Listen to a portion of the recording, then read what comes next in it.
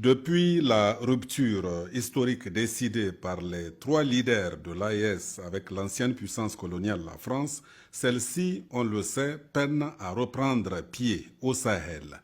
Pire, les importantes ressources qu'elle pillait allègrement au Sahel ont depuis tari. Aussi, doit-elle aujourd'hui elle-même se serrer la ceinture pour pouvoir survivre? Et oui, les temps sont vraiment durs pour l'ancienne puissance coloniale aussi.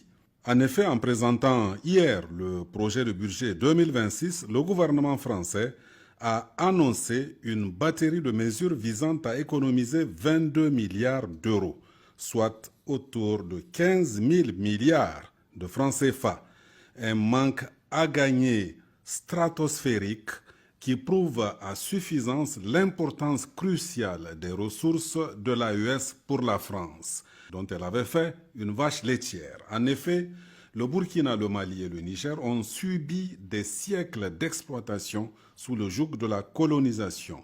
Et même après les indépendances, la France a continué à drainer les ressources vitales des trois États, contribuant ainsi à leur appauvrissement.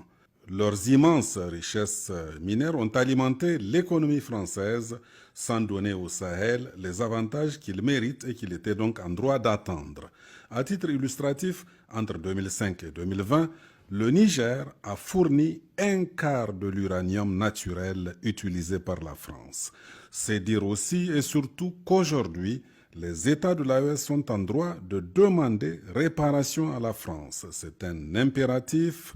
C'est un droit légitime. Et ce faisant, le Burkina, le Mali et le Niger ne chercheraient pas seulement à réparer une injustice, mais ouvriraient plutôt la voie à un avenir plus souverain pour tout le continent africain.